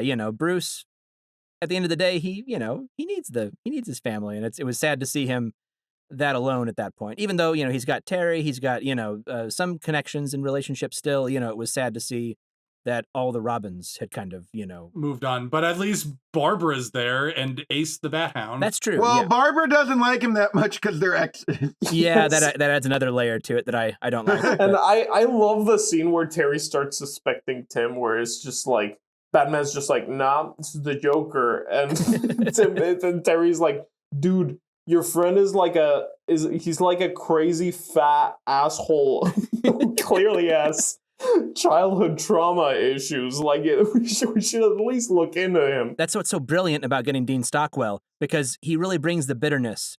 And that's something you can only really get that truthfully, I think, from a former child star. Yes. Yes. Who had a more successful career than most, but still, that bitterness reads to me as very authentic. No, I do think that it's one of the better aspects of this movie is how we see Tim Drake ending up like just a guy. I was gonna say Gary Coleman. Yeah. What? No, more like Corey Feldman. Or Corey Feldman. Yeah. What? Yeah. Corey Feldman had a music career that was awful. It was Drake's horrible. just a guy. He's just a guy in a marriage, in a house. And he's a construction worker. And what I love, though, about Tim Drake as a character is the boy detective angle. And this kind of sidesteps that. They don't really play into that. I wish they had a little bit more. But the idea is that he just considers all that kid stuff. And so this keen, analytical, great deductive mind just, goes to, not waste, but goes somewhere else. And that's I think we tragedy. all have been a part of the gifted kid to Joker Jr. to construction work, burnt out construction worker pipeline. Oh, yeah. I think that's just Many something such we've all cases. Many such cases. All too common.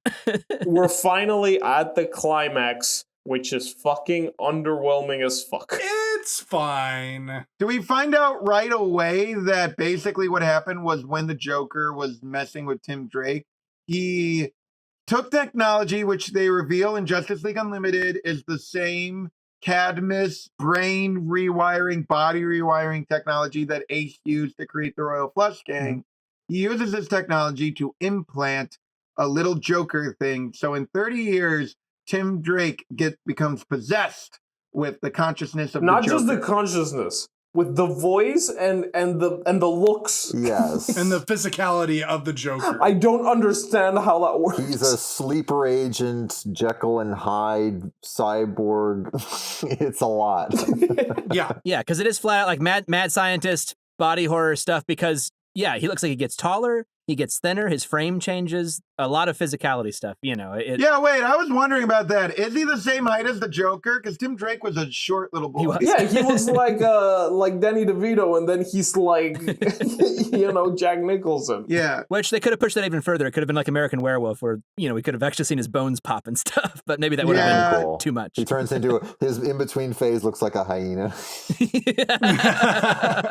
So here's where the whole like sci-fi aspect of this bullshit starts to make me go like, what? Because Joker is like, oh, I did my final experiment by creating this chip, and I'm like, the Joker's not a scientist. What is this? Oh, excuse you, Jan. When Jack Nicholson's rap sheet was read in the 1989 Batman, he is a scientist, a chemist, and an artist. A theoretical philosopher, a nuclear physicist. A nuclear physicist, yeah. Amongst many, many others. Also, I want to point out, this is a case where I think Epilogue improves it, because that reveals the Joker did not come up with this. He stole this, and that's the Joker I know. He steals other people's material and makes it his own. That does make just more like sense. David Bowie. I mean, wait. No. Okay, well, yeah, and they already say that he stole the tech because the tech has been outlawed for 50 years. Where did the Joker probably stole it. He didn't invent it himself. Whatever. My favorite singer-songwriter would never do that. But also, Terry McGinnis at first isn't convinced that Tim Drake is the Joker, but he's working for the Joker. Yes. And then we get that reveal because he's in a death trap first. At first, he thinks that he's like an underling because he says like, "Oh, I think your little Robin turned into a bitter old crow or something." Yeah, something Some like good that. lines. And then he also brings Ace the Bat Hound with him so he can fight the hyena. So he can sniff out crime. Thinking ahead. A few great lines in here. First of all, the Joker says, "Papa Spank." Papa Spank. Yes! Yes! Batman's catchphrase is back. This has weirdly become the catchphrase of this miniseries because it Papa all Spank. began with our Batman 66 episode where Troy was reading as Batman #1. It is there in Batman #1. He says Papa Spank. I wanted our catchphrase to be A1 Nut Boy. It's that too. Papa Spank A1 Nut Boy. Papa Spank A1 Nut Boy. It's a more sexual Joker we never have This before. is so shway. We use the parlance. No, Bruce, Sway is out. Riz, you got the Riz, Bruce. The Rizzler? The Rizzler? Oh, that should have been a villain in Batman Beyond, the Rizzler. The A1 Nut Boy. We never got a new Riddler in Beyond, sadly. For those of you not familiar with Batman Beyond, shway is a slang word that is used by the kids of the future. It's also used in the Arrowverse. Whenever someone comes back from the future, they say Shway. So yeah, the Batman starts like taunting the Joker, like you're never gonna make Batman. Which that to me is like one of the more interesting parts of it's like it should have been explored more, but it's just like no. Well, that's the thing. It's brought up in the beginning, and then it's not really addressed because the whole conceit of the movie is what is the defining feature of Terry McGinnis's Batman, other than I'm just Batman, and he hates that. I am just like a 2-bit punk and I have to redeem myself. But then he gets the realization here that he's like, because I am a 2-bit punk and I smart off a lot to elderly people, I could use that to fuck with the Joker. With this 80-year-old clown. So this scene basically recreates a popular Twitter prompt, which is who would do a better job, Batman against Spider-Man's enemies or Spider-Man against Batman's enemies? And some people are like, Spider-Man could never take on the Joker. But this scene basically shows why Spider-Man could like take out the Joker because he would just riff him to death. Yes, and he's like, I'm supposed to be the funny one. So many of Batman's villains, are raging egomaniacs who love to hear themselves talk that I think, Spider-Man would kind of throw a wrench in a lot of their gears, for sure. Not just the Joker, but the Riddler, a lot of those folks, yeah. And not just that, but like actually what he's saying is this thing of like everyone's like everyone thinks the Joker wants to kill Batman, and Terry gets to him because he's the first one that's like, you don't want to kill Batman, you motherfucker. You're just fucking with him, and I got you, and in fact you have this like sick obsession with Batman that you want Batman to think that you're funny, and that's why you do these things, because in your sick mind these things are funny. I think that all that stuff is kind of awesome. Oh yeah. It is. And the idea I will say that to the Joker, Batman is the ultimate challenge. He's the ultimate tough crowd. Exactly. Yes, that's where I was going. But like that's interesting. But I will also say they kind of did this idea better in The Man Who Killed Batman episode of the original series, which has the famous "Without Batman, crime has no punchline," which is one of the best episodes, of anything. Well, yeah, that's a different probably thing. like if you had to ask me to pick a definitive Joker moment, I think The Man Who Killed Batman, where he never even like actually faces Batman, is like definitive Troy, Joker. this is a hot take that Batman the Animated Series is better than whatever this is. Wow. Yeah, I'm gonna have to agree with you. Though I like the part of this movie that is Batman the Animated. Though it's different from The Man Who Killed Batman, because this is just getting at like the philosophical idea of the Joker and why he fights Batman. Yeah. Here it's like an externalized threat of the Joker, and it's an opponent that actually is pointing out his weaknesses. But how does he actually defeat the Joker? By just punching him real hard in that mole. Fucking lame. Yeah. No, he shocks him with a hand buzzer. That's kind of fun. Something like that, yeah. Hey, don't knock it. That's how I beat skin cancer. I just took my mole and just punched it. He was really doing Tim Drake a favor. Two different favors. Ridding him of the Joker and also making sure that he didn't develop skin cancer. Who's gonna tell Troy he's only got 4 months? Enough time to do. Wait. Please tell me I have enough time to see Joker Folia Do in theaters. Dude, we are giving you dialysis until that day. It's like Jimmy Carter. He wants to live long enough. He wants to live long enough to vote for Kamala. Stamps.com gave us enough dialysis money to get us to Jimmy Carter is going to Vote on election day and then die. And Joker, and then same thing with Troy. This Joker 2. video is sponsored by dialysis.com. Take your grandpa. I don't know what's sadder, that your grandpa's on dialysis or that he may not live to see Joker Folie à Deux in theaters this October. But if you want a chance for your grandfather to live to see Joker Folie à Deux, then you can take him to the dialysis.com where we can hook him up and he might be able to see Joker Folie à Deux in theaters this October. What's he gonna do with his life? Just sit in a musty old cave looking at a giant computer, watching old clips of the Joker? Because that's what we do. But anyway, so afterwards, Bruce Wayne does yet another fucking douchebag move where he's just like, oh, Tim's not crazy anymore. Well, I guess I'll go visit him now. And then the movie ends. Yeah. Well, no, it's so weird because he goes to him and Barbara go to visit Tim, and even as a kid, I'm like, where's Dick? Not in like the way you guys say it, where like, why isn't the Joker naked? I need some dick. Yeah, I was gonna say, what do you want? You're sick, Troy.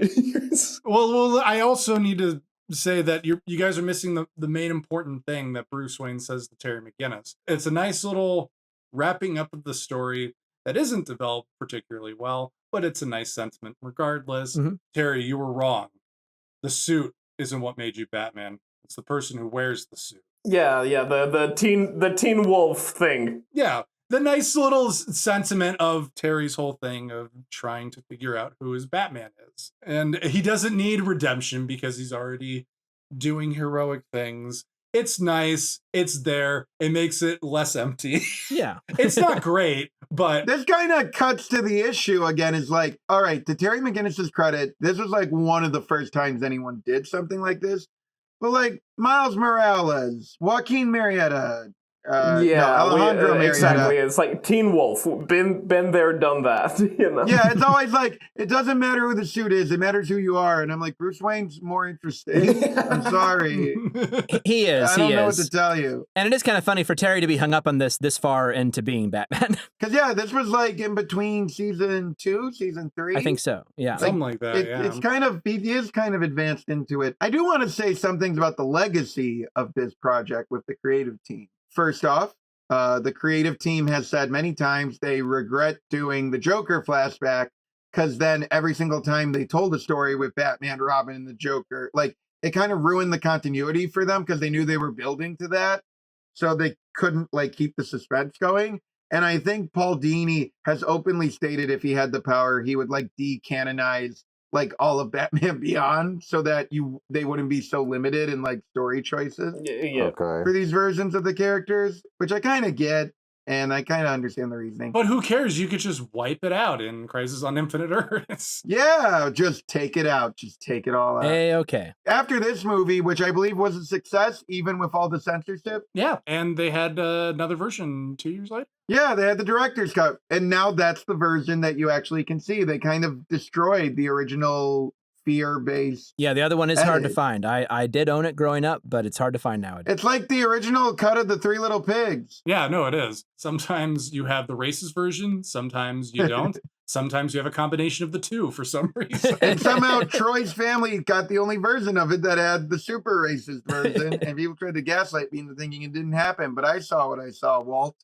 Anyway, yeah. So they were going to make a follow-up with this brilliant idea that Catwoman had been like impregnating people with little Bruce Wayne. And that's how Terry McGinnis got black hair while his parents had tan hair. And they're like, this was going to be dark. Oh my god, I need to see this. This is like Yeah, so well, you can technically because they basically made it. because this is the episode of Justice League Unlimited that we were talking about earlier, Epilogue, yeah. But instead of Catwoman, it's Amanda Waller. For some reason. She's like a complete simp for Batman and wants to recreate she's him. impregnating people with Batman. Yeah. Yes. No, so it's revealed that she stole Batman's DNA. Like when he was in an ambulance, Wow. she just like took his DNA. She's like Sheath Palpatine combined with Walt Disney. Yes. Oh, one other trivia thing. We mentioned last episode that the Joker's face is green on the cover of Batman Beyond Return of the Joker, but it's not green in the movie. do we know what they're referencing by making the Joker green on the cover to Batman Beyond Return of the Joker? Somebody stop me. You would think it'd be the mask, but it's the man who laughs. Yes, correct. Oh. Me and my fellow 19th century Victorian sea urchin remember this. On the poster of the Conrad Veidt, the man who laughs, the man whose image inspired the original Joker, he has a green face. You got looking down. everything wrong. It's the mask who laughs, and it's Jim Carrey. It's false advertising is what it is, because he is not green. So, Landon, Yes. because you got that right, you win your prize getting gaslit. Oh, Yeah, I get gaslit? Hot damn. gaslit. That's right. We're going to light a fire under your ass. Asslit or gaslit? We couldn't stand looking at your cancerous Joker mold, so we ass blasted you. I was going to say, it's kind of like, dentists after Halloween. After this movie came out, dermatologists just made a bundle because everyone wanted to make sure they didn't have any Joker moles. Yeah. Please tell me I'm not the Joker. So, bad news. You actually have a ventriloquist and Scarface mold. And you're there with your dummy, like, what do you mean, doctor? Oh my God. You guys know Invader Zim, right? Yes. Pustulio. That's what the Scarface mold Yes, looked Pustulio. like. Pustulio. Oh my goodness. Okay, so final thoughts. Final thoughts. I will start as always because I am Sigma idea. So the Joker here is a little hard to rate because there's really two Jokers. One Joker is our classic boy in the flashback, the actual Joker. He's as good as ever. This is his best Joker death by far, in my opinion. I gave him a 20 out of 10 last time, so I'll give him a 20 out of 10 this time. The Joker that we see for the rest of the movie, I mean, is still Mark Hamill. He's still the Joker doing Joker shit, you know? Yeah. He acts like the Joker, but yeah, he's a little too intense, and it does take the piss out of it that he's not actually the Joker, you know, that he's just some fucking... You're saying it's so sultry. There's a sultry tone in your voice as you're saying this, Jan. Salty or sultry? Sultry. This is sad for You're me. saying Jan is getting more fuckable the more he whines about the Joker. It's the best ASMR there is. It's like me talking about war, me talking about the Joker. You know, it's like, and yeah, it's just like this guy's some fucking scaffolder, you know, that has a fucking chip on his brain that's mind raping him. I don't dig it, but it's still Mark Hamill as the Joker, so I'm gonna have to unfortunately give him the low score of 9.5 out of 10. The movie itself, I mean, we've said it. It's like, it's made for one really amazing flashback that encapsulates the Joker and Batman and their relationship, and also serves as almost like a great finale to the classic animated series that we never got. It's just surrounded by a really kind of dull, pointless movie, in my opinion, with some little highlights. Like, I really like, you know, the fate of Tim Drake. I really like the fate of Tim Drake. That's about I like how you slipped into Doug Walker like inflection with some really good highlights. With some really good. Well, I'm trying to be quiet. So when I'm quiet, I turn into the nostalgia critic, apparently. I was going to say, be careful, because you might, check your moles, because maybe there's a Doug mole. Yeah. Oh my God. In the back of your neck. Oh, No, Landon, don't be silly. I'm not turning into a nostalgia critic. But anyways, Batman Beyond, some good visuals and imagination. Check it out. 6 out of 10. Okay. Paul, do you want to go next? Sure. This might be our most evil Joker. I mean, this is pretty messed up. This guy ain't right, you know? I mean, I still look up to him and admire him as my role model and hero. Oh my God. You know, this is pushing it further than we ever saw. The 90s were pretty extreme, and this was he ended it with a bang by torturing children. A little bang flag. With a bang gun. The little flag. I mean, he does look weird. 10 out of 10. He looks weird. It's definitely an improvement over the the Mickey look, but Yeah. I don't know why they needed to change, what was such a classic. It is the future, though. I guess they got to change something. It's kind of a badass ending, but obviously, it would be a lot cooler if he snapped his own neck or something. That would be pretty twisted in more ways than one. That'd be pretty gangsta. Pretty metal. Pretty metal. That would be pretty cash money. Cold-blooded, yeah. You can snap your own. So it's a mixed bag. Mark is obviously bringing the goods, but it is a little like shock value-y, like for its own sake, like just the way the character's presented. So I'm gonna have to give it the low score of an 8 out of 10. Whoa. No. Okay. Arrest this guy. Kill this guy. Every episode, I know. Bring me up. The movie it's fun. I don't know. It's mostly action. It's a pretty thin story. Story we get is wild, though. I'll give you that. Basically, it is just kind of an extended episode of this show, which was fun for me to revisit. I sort of had thought about it before, but it definitely did kind of pave the way for the Miles Moraleses of the world. Oh, yeah. And, I think there's a version of Terry that could be a little more deep and interesting. It's very weird to me that how many iterations we've had, especially as we'll get into in this podcast, just the explosion post Dark Knight, that nobody really went back to this. They almost did. They were going to get Michael Keaton to do Batman Beyond, and then they were like, we'll give you the Flash instead. That would have been crazy. They should still do it. Sure. There's no reason not to. What else are you going to do? The idea of we get a clean origin for Terry, and he gets a setup, and he gets to be a guy, and it is not just, the legacy sequel thing of it becomes all about Bruce Wayne. Bruce Wayne gets to be part of the story. Their relationship is nice, and the idea that they fucked with it and just made it him a clone makes me sad. He's not a clone, he's his biological son. And clone. And clone. And a clone. Okay. He's both. Who somehow is also his assistant. Yes. And his houseboy. Yeah. And his I was also thinking about it's a Boy. little bit of the Creed to Creed 2 trajectory of we establish this guy, we like him, and he gets the mentor, and that's all well and good. But then you have to, cash in on that concept by everybody's son has to fight everybody else's son, and that gets a little old. So for those reasons, Pun intended. I am old Joker after all. I'm a mole on your neck. But Oh, no. Oh dear. Oh dear. Okay, Paul is the cancer of this podcast, confirmed. From you're going to try to cut out the cancer. Oh, yeah, I forgot to mention, was James Wan taking notes? Oh. What if Joker was on the back of Tim Drake's head? And he had to wear a big hat like Professor Quirrell. Anyway, but, the movie's pretty good, but Joker is not green, so it's false advertising. 6 out of 10 for the movie. Fair enough.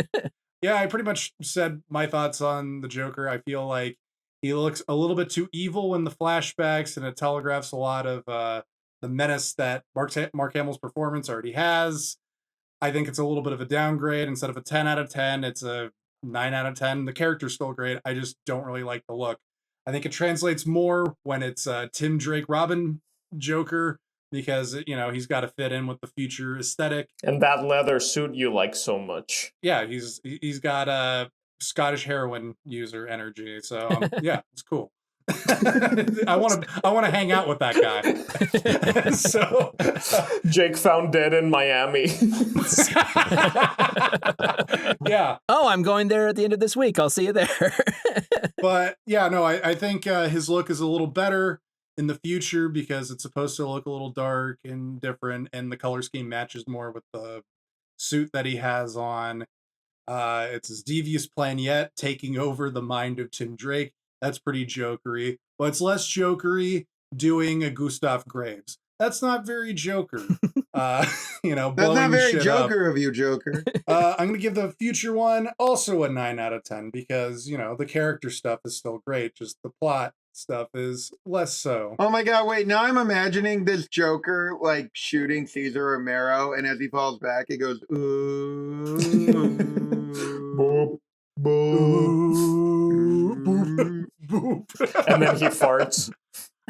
Anyway, the movie, I think the flashback is a standout. I think the stuff with Terry McGinnis is passable compared to Mask of the Phantasm, which was like a deep character study of Bruce Wayne Batman. This is less so that. It's very plot heavy, but also not really, because it's still pretty brisk. We don't gain that many insights into the new characters that much other than basic stuff, but it's functional. It's fine. It's a good excuse to bring back the Joker Man with a big bang, because I knew they were pretty hesitant about bringing back old villains unless they found something good. And for what it is, it's perfectly fine. You're mostly watching this movie because of the flashback sequence, and that gets a 10 out of 10. The movie as a whole is probably a 7. All right, so breaking down this Joker, the hair, a little too slick back in the future, just right in the present. I actually don't mind, again, because of the continuity and the lore. I don't mind a Joker that starts off kind of whimsical with Christmas with the Joker and Last Laugh. I don't mind him becoming a darker, messed up, fully focused on the evil version by the end of the road. Because look at Batman, he's like 100. Like, it's fine for them to grow. I do think the Joker fits very well in this take. Actually, I will say, I think this is a great way of how to escalate the Joker. Because the problem with so many people who do the Joker is that they go immediately to like Heath Ledger Joker, Jack Nicholson, like just violently murdering people in horrific ways. Seeing this guy like gradually up the level makes what he did to Tim like so horrific. Like the idea that the Joker has decided it's time to evolve and take him out. It kind of reminds me of Mr. Mxyzptlk in Whatever Happened to the Man of Tomorrow, where he spent years joking around with Superman.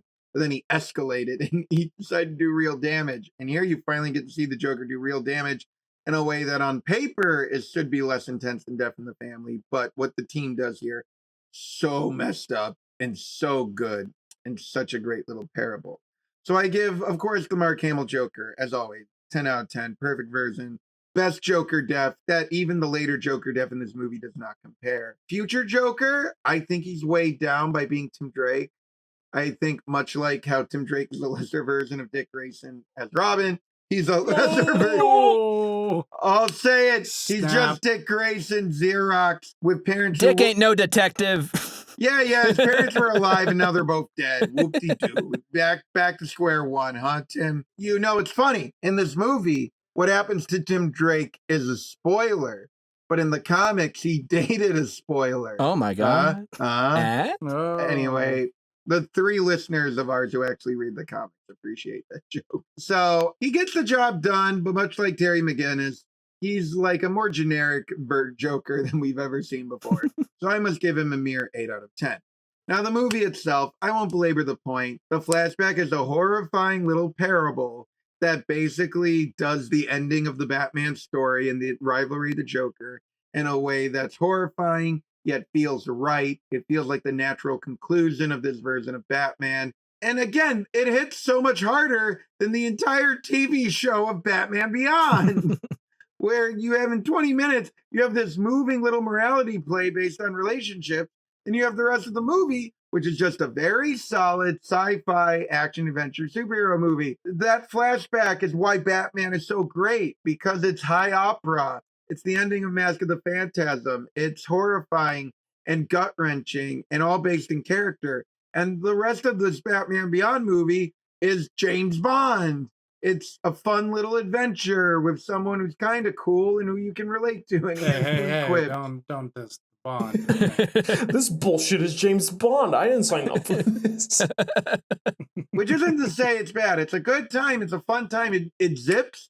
Again, this is only 76 minutes long. There are so many blockbusters we're going to review that would kill to have this kind of economy, this level of action, this reversal, these many complex characters and horrifying reversals. And that's pretty good. There aren't that many in this one, at least compared to Mask of the Phantasm. That's the only... No, Mask of the Phantasm is like the pinnacle of the art. That is all flashbacks. Well, literally.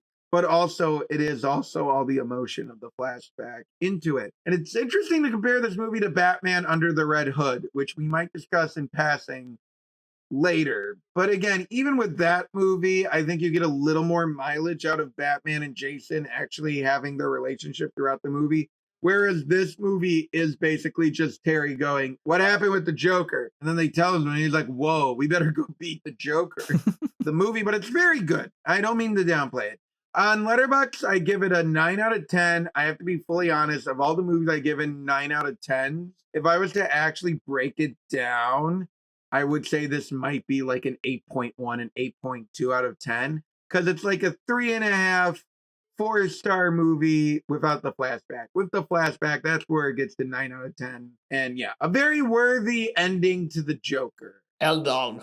Ooh, well, I would say, yeah, I mean, the future stuff, that's a solid tech noir. It's fun for sure. Love the aesthetic of Batman Beyond the series, and that carries over into the movie too. That being said, though, the heart and soul of the movie is definitely the flashback. It is the unabashed highlight.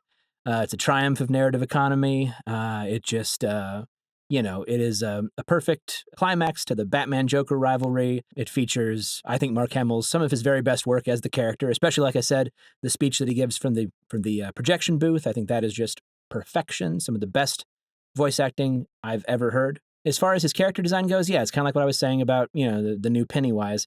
Yeah, he doesn't need to be that demonic looking from the get-go. If he'd gotten that way over the course of, you realizing what he'd done to Tim, that would have been cool. That would have been nice, kind of a gradual transformation. But him looking, unusually satanic from the get-go, I think it telegraphs it too much. That being said, though, yeah, I am happy the Mickey Mouse eyes are gone, because those annoyed me to no end. Death to the Mickey Mouse. Death to the Mickey Mouse eyes. Mouse eyes, burn in hell. Burn in hell, absolutely. You're not getting any dialysis. No. You're not getting my dialysis. You're getting audited. We're not going to hook you up. We're going to turn you over to the IRS.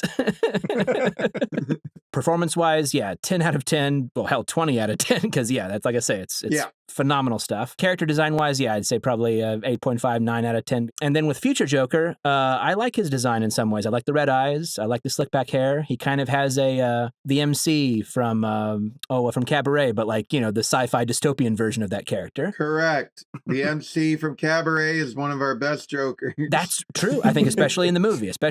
He is one of our great cinematic Jokers. Eddie Redmayne could play the Joker. Oh, no. Oh, my God. No. It's going to happen.